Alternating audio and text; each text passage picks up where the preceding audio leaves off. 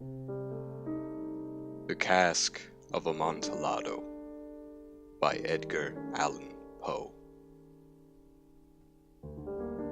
The 1,000 injuries of Fortunato I had borne as I best could, but when he ventured upon insult, I vowed revenge. You, who so well know the nature of my soul, will not suppose, however, that I gave utterance to a threat. At length I would be avenged. This was a point definitely settled, but the very definiteness with which it was resolved precluded the idea of risk. I must not only punish, but punish with impunity. A wrong is unredressed when retribution overtakes its redresser. It is equally unredressed when the avenger fails to make himself felt as such to him who has done the wrong. It must be understood that neither by word nor deed had I given Fortunato cause to doubt my good will.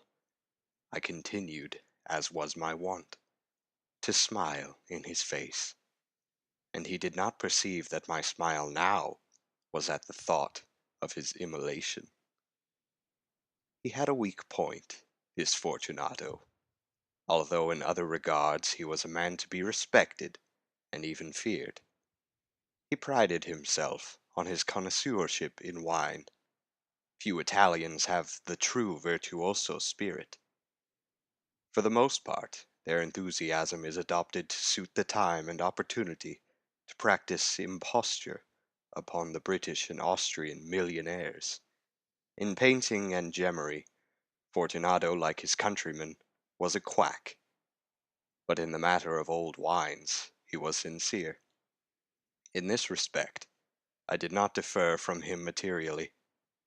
I was skilful in the Italian vintages myself, and bought largely whenever I could.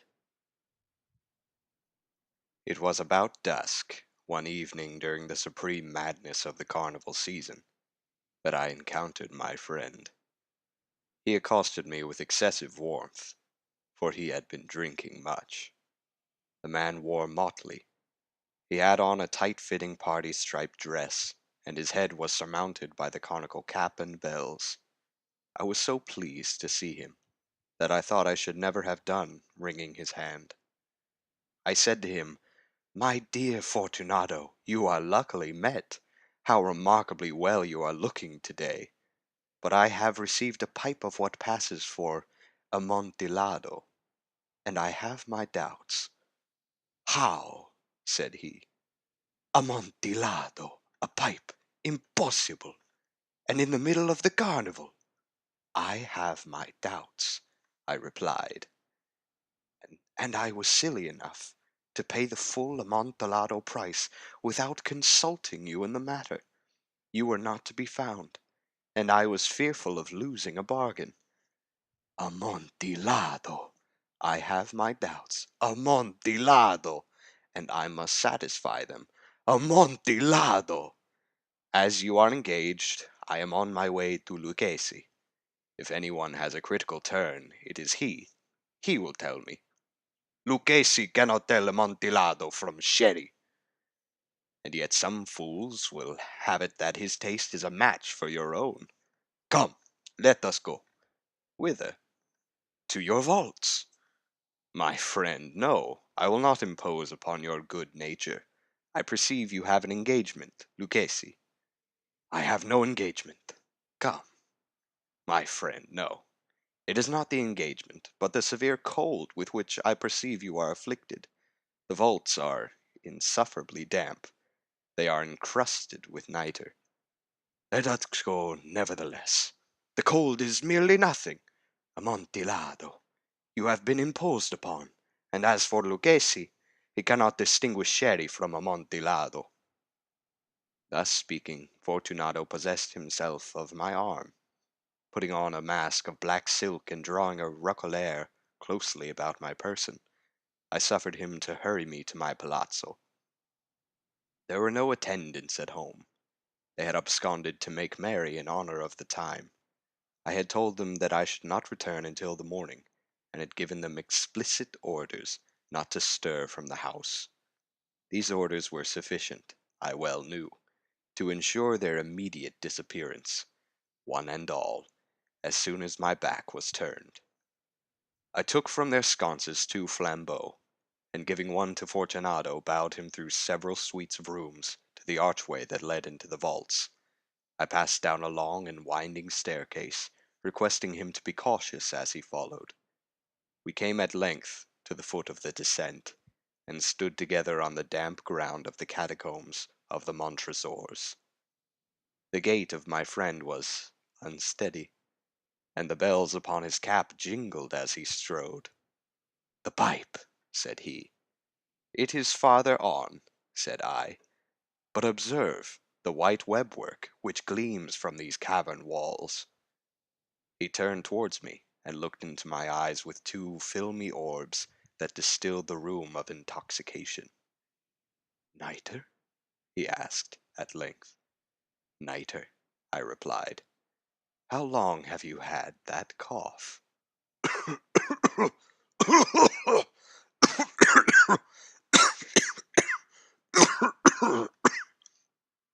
My poor friend found it impossible to reply for many minutes. "It is nothing," he said at last. "Come," I said with decision. "We will go back. Your health is precious. You are rich, respected, admired, beloved. You are happy, as once I was. You are a man to be missed. For me, it is no matter. We will go back. You will be ill, and I cannot be responsible. Besides, there is Lucchesi." "Enough," he said. "The cough is a mere nothing. It will not kill me. I shall not die of a cough." "True, true," I replied. "And, indeed, I had no intention of alarming you unnecessarily, but you should use all proper caution. A draught of this Medoc will defend us from the damps." Here I knocked off the neck of a bottle, which I drew from a long row of its fellows that lay upon the mould. "Drink," I said, presenting him the wine. He raised it to his lips with a leer. He paused and nodded to me familiarly, while his bells jingled. "I drink," he said, "to the buried that repose around us." "And I to your long life." He again took my arm, and we proceeded. "These vaults," he said, "are extensive." "The Montresors," I replied. "We are a great, numerous family." "I forget your arms." "A huge human foot, d'or, in a field azure. The foot crushes a serpent rampant, whose fangs are embedded in the heel." "And the motto?" "Nemo me impune lacessit." "Good," he said. The wine sparkled in his eyes, and the bells jingled. My own fancy grew warm with the Medoc. We had passed through walls of piled bones, with casks and puncheons intermingling, into the inmost recesses of the catacombs. I paused again, and this time I made bold to seize Fortunato by an arm above the elbow. "The nitre," I said. "See, it increases. It hangs like moss upon the vaults. We are below the river's bed. The drops of moisture trickle among the bones. Come, we will go back ere it is too late. Your cough—" "It is nothing," he said. "Let us go on. But first, another draught of the Medoc." I broke and reached him a flagon of de Grave. He emptied it at a breath. His eyes flashed with a fierce light. He laughed, and threw the bottle upwards with a gesticulation I did not understand. I looked at him in surprise. He repeated the movement, a grotesque one. "You do not comprehend?" he said. "Not I replied. "Then you are not of the Brotherhood?" "How?" "You are not of the Masons?" "Yes, yes," I said. "Yes, yes." "You? Impossible! A mason? A mason, I replied. A sign, he said. It is this, I answered, producing a trowel from beneath the folds of my roquelaire. You jest, he exclaimed, recoiling a few paces. But let us proceed. To the Amontillado. Be it so, I said, replacing the tool beneath the cloak, and again offering him my arm. He leaned upon it heavily. We continued our route in search of the Amontillado. We passed through a range of low arches, descended, passed on, and descending again, arrived at a deep crypt, in which the foulness of the air caused our flambeau rather to glow than flame. At the most remote end of the crypt there appeared another less spacious. Its walls had been lined with human remains piled to the vault overhead, in the fashion of the great catacombs of Paris. 3 sides of this interior crypt were still ornamented in this manner. From the 4th the bones had been thrown down, and lay promiscuously upon the earth, forming at one point a mound of some size. Within the wall thus exposed by the displacing of the bones were perceived a still interior recess, in depth about 4 feet, in width 3, in height 6 or 7. It seemed to have been constructed for no especial use in itself, but formed merely the interval between 2 of the colossal supports of the roof of the catacombs, and was backed by one of their circumscribing walls of solid granite. It was in vain that Fortunato, uplifting his dull torch, endeavored to pry into the depths of the recess. Its termination the feeble light did not enable us to see. Proceed, I said. Herein is the Amontillado. As for Lucchesi, he is an ignoramus, interrupted my friend, as he stepped unsteadily forward, while I followed immediately at his heels. In an instant he had reached the extremity of the niche, and finding his progress arrested by the rock, stood stupidly bewildered. A moment more, and I had fettered him to the granite. In its surface were 2 iron staples, distant from each other about 2 feet horizontally. From one of these depended a short chain, from the other a padlock. Throwing the links about his waist, it was but the work of a few seconds to secure it. He was too much astounded to resist. Withdrawing the key, I stepped back from the recess. Pass your hand, I said, over the wall. You cannot help feeling the nitre. Indeed, it is very damp. Once more, let me implore you to return. No? Then I must positively leave you. But I must first render you all the little attentions in my power. The Amontillado! Ejaculated my friend, not yet recovered from his astonishment. True, I replied. The Amontillado. As I said these words, I busied myself among the pile of bones of which I have before spoken. Throwing them aside, I soon uncovered a quantity of building stone and mortar. With these materials, and with the aid of my trowel, I began vigorously to wall up the entrance of the niche. I had scarcely laid the first tier of my masonry when I discovered that the intoxication of Fortunato had in a great measure worn off. The earliest indication I had of this was a low moaning cry from the depth of the recess. It was not the cry of a drunken man. There was then a long and obstinate silence. I laid the second tier, and the third, and the fourth, and then I heard the furious vibrations of the chain. The noise lasted for several minutes, during which, that I might hearken to it with more satisfaction, I ceased my labors, and sat down upon the bones. When at last the clanking subsided, I resumed the trowel, and finished without interruption the 5th, the 6th, and the 7th tier. The wall was now nearly upon a level with my breast. I again paused, and holding the flambeau over the mason work, threw a feeble rays upon the figure within. A succession of loud and shrill screams, bursting suddenly from the throat of the chained form, seemed to thrust me violently back. For a brief moment, I hesitated. I trembled.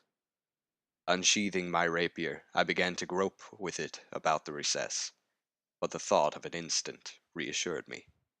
I placed my hand upon the solid fabric of the catacombs, and felt satisfied. I reapproached the wall. I replied to the yells of him who clamored. I re-echoed. I aided. I surpassed them in volume and in strength. I did this, and the clamorer grew still. It was now midnight, and my task was drawing to a close.